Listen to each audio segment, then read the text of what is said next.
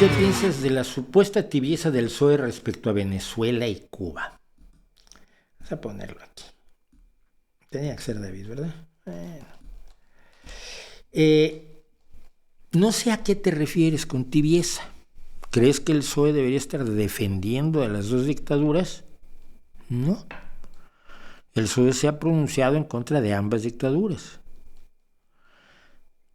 El problema es que al interior del partido todavía hay gente con nostalgias marxistas y gente que se niega pero terminantemente a ver la realidad en esos países porque vive en el sueño de los años 60, en el caso de Cuba, y en el caso de Venezuela pues se creen que es exactamente lo mismo, es decir, que se está reviviendo o recorriendo ese camino que va a llevar a la revolución y a la emancipación absoluta de los trabajadores y al paraíso de los trabajadores, a la justicia absoluta para todos, a la riqueza creada y compartida para todos, y esa utopía que nunca se hizo realidad, y que ya no es el problema de que la utopía no se haga realidad, porque las utopías no están hechas para hacerse realidad a la mayoría de las veces, sino porque la realidad fue precisamente lo contrario.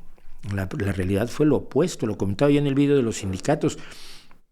El hecho de que los trabajadores no se puedan defender de su patrón en países como Cuba, la Unión Soviética, China o Venezuela, porque el partido, porque solo hay un sindicato y el partido lo controla.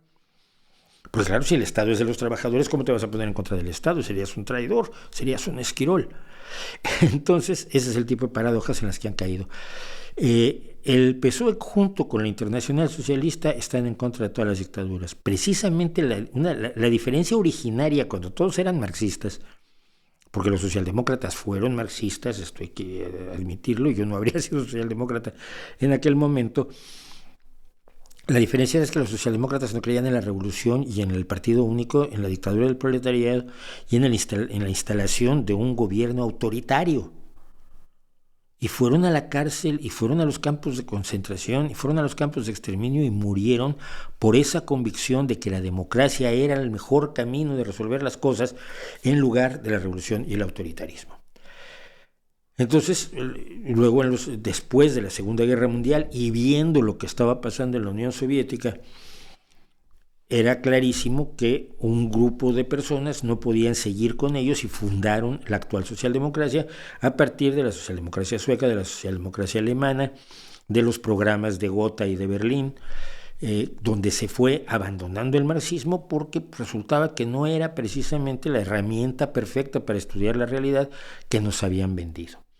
Y el Partido Socialista Obrero Español en el 74 abandona el marxismo en su Congreso de Suresnes, y todavía hay gente que nos echa en cara Suresnes, me lo han dicho, y me lo ha dicho gente de 30 años, pero es que ustedes en Suresnes traicionaron a Marx. Pues es que Marx no era Dios.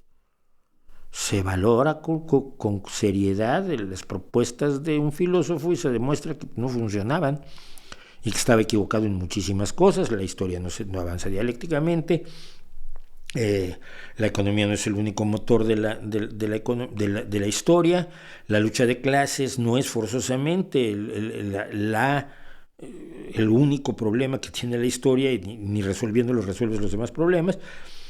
Sometes la realidad de Marx a la visión de los hechos, de los datos, de la información, y dices, bueno, pues este señor no tenía razón, ni modo, ¿no? Muy simpático, tiene algunas buenas ideas y movió a mucha gente hacia la lucha en favor de una mejor sociedad para todos, pero no tiene la razón.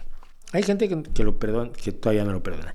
Y dentro del Partido Socialista lo hay. Mira, y esto va con una de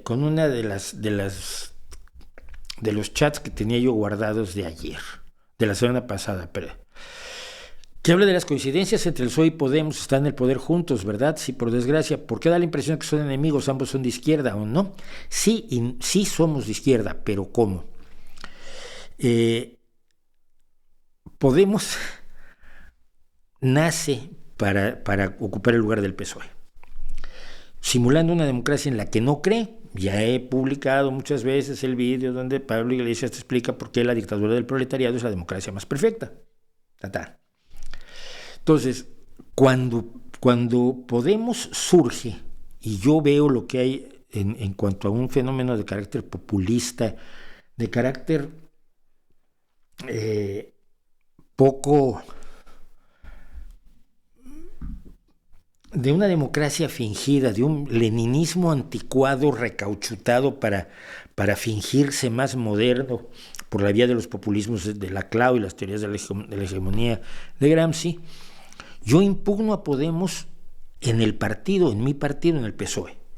Y gente, me acuerdo en primera fila, la primera vez que en una asamblea yo hablé sobre Podemos, se cabreó muchísimo conmigo un grupo de personas porque pensaban que finalmente venía la revolución, que ya habían renunciado a ella, pero bueno, la queremos de todos modos.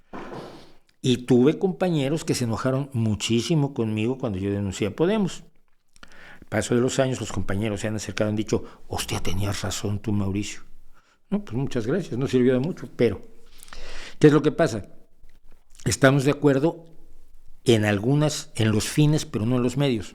Los fines son una sociedad más justa, una sociedad donde los más desprotegidos estén más protegidos y una sociedad donde haya mayores garantías para quienes han tenido menos garantías.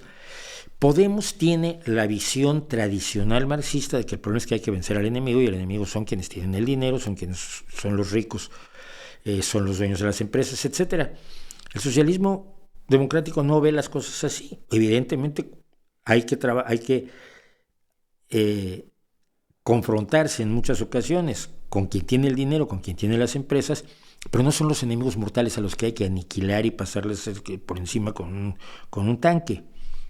Es una visión distinta de adversario a enemigo mortal de clase. 2. Podemos tiene toda la utopía perfectamente armada, pero no sabe cómo llegar a ella. El PSOE tiene la utopía armada. El problema es que sabe que no puede llegar a ella. Porque cuando gobiernas, y esto fue lo que hizo que Pablo Iglesias saliera huyendo del gobierno, vicepresidente del gobierno de España. Pero es que cuando gobiernas la realidad se te impone. Quieres hacer todo aquello que habías soñado para emancipar a los trabajadores y vamos a lograr y vamos a poner un montón de cosas y vamos a gastar dinero en esto que realmente es importante. Y el día que llegas al gobierno descubres que no hay dinero. Bueno, pero queremos hacer esto, pero hay leyes que te lo impiden. Bueno, pues entonces, ¿qué se puede hacer? Muchas cosas. Se pueden hacer muchas cosas, pero no se pueden hacer todas. Y esa es una de las razones por las que el PSOE no ha podido inaugurar el paraíso, que es lo que muchos le reclaman. Ustedes han gobernado muchas veces, estamos celebrando que hace, ¿cuántos años?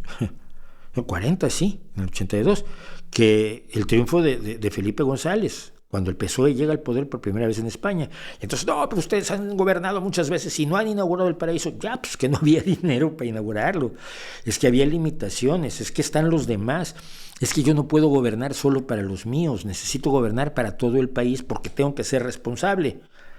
Podemos tiene más la idea de que si llegas al poder es para ti y tú gobiernas para los tuyos y a los demás que se frunzan. Que es la actitud que tiene, por ejemplo, el gobierno mexicano, es que es la actitud que tienen los partidos de izquierda más extremistas cuando alcanzan el poder. Los partidos de izquierda más razonables que viablemente hacen un gobierno que funciona. Te pongo el caso de Tabaré Vázquez, te pongo el caso incluso de Pepe Mújica, te pongo el caso de Lula en sus 2 primeros mandatos. En vez de irse a pelear con todo el mundo y a demostrar que tenemos nosotros razón, fue a ver cómo se podían hacer las cosas de la mejor manera posible. Y ese arte de lo posible de la política es muy jodido, es aburrido, es hacer cuentas. ¿Cuánto tenemos? ¿Cuánto nos sobra? ¿Cuánto nos falta? Es ir con los técnicos y decirles, oye, esto se puede hacer, y que te dicen, no, esto, los ingenieros dicen que esto no se puede hacer. Bueno, y esto, los abogados dicen que no se puede hacer. Es terrible. Gobernar no es mandar, no es disponer, como creen quienes nunca han gobernado. Entonces te enfrentas a ese pequeño problema, que la socialdemocracia trata de ser enormemente responsable de gobernar para todos, de tratar de impedir los enfrentamientos sociales que Podemos y los grupos tradicionales de la izquierda radical buscan exacerbar para que un grupo triunfe sobre el otro. En ese sentido, es muy difícil gobernar con Podemos. Es más fácil con Izquierda Unida, porque Izquierda Unida finalmente, bueno, con eso de que entraron al eurocomunismo, entonces es más fácil gobernar con Yolanda Díaz, por ejemplo, que con Irene Montero. Porque Yolanda Díaz tiene un sentido de lo posibilista, aunque sea radical, y Irene Montero tiene un sentido que esto se tiene que hacer porque sí, y además no lo debato contigo porque esto no está a debate, lo he decidido yo y decreto, mando y dispongo. Pues no, fíjate, se tiene que debatir todo, nena.